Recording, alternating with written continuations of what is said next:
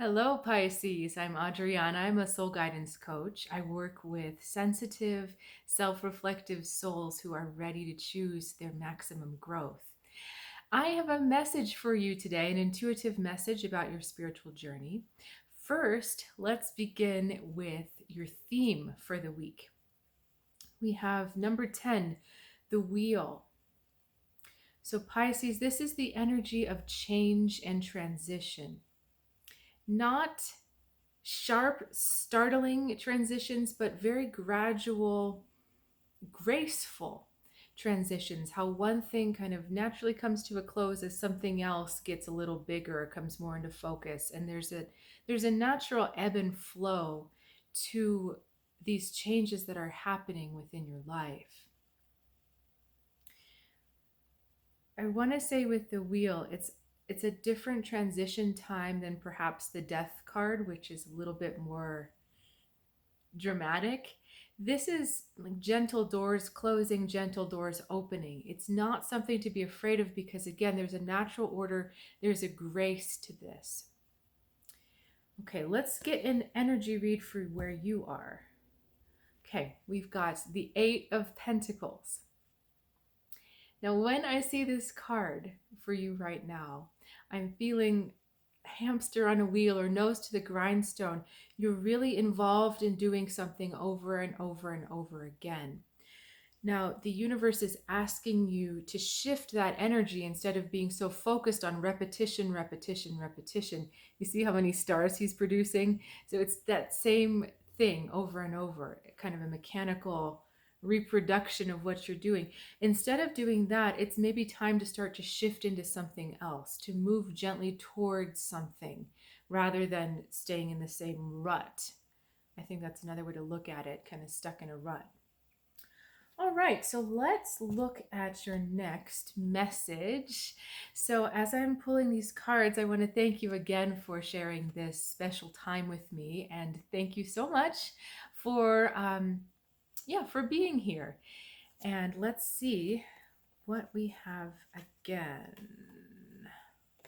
Again? Let's see what we have. All right, Pisces, interesting. We've got the Two of Swords, we've got the High Priestess in the middle, and we've got the Nine of Swords.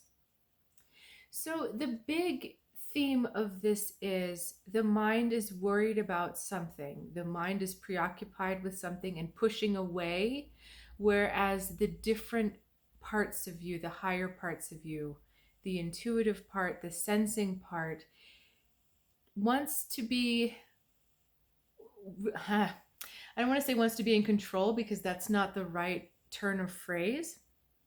It wants to give you something. It wants to give you information. The mind is in a process of resisting it right now. We've got a couple things going on. The Nine of Swords just simply doesn't want to hear it. So the mind, again, because we're stuck in this place, it's not wanting to let go. And in order to consider new information or a new transition or a new thing coming in, the mind will have to let go of something. It will have to adapt and adjust. And there's something that it just doesn't want to let go of. It's time to move on, and it's just holding on.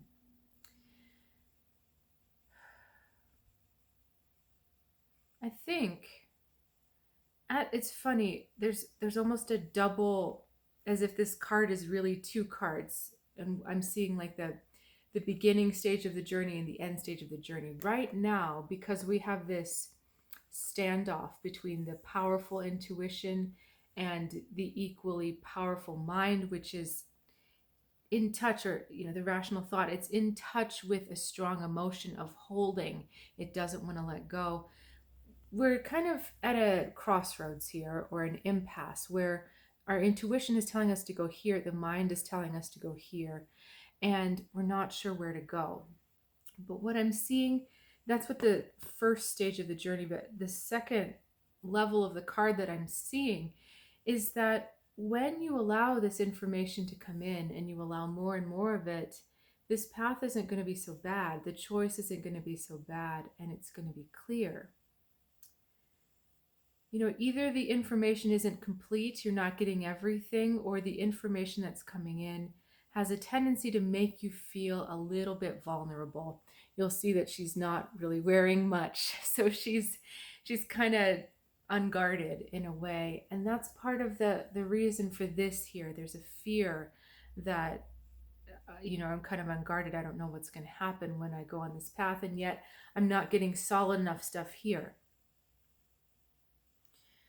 But there is this relentless drive to do the same thing over and over and over. It's almost like you're putting earmuffs on, like your intuition is talking to you through your ears, and you're like, okay, fine, I can't hear you. I don't want to hear you. You're doing everything you can not to hear what's coming through. But let's talk about this High Priestess card for a second.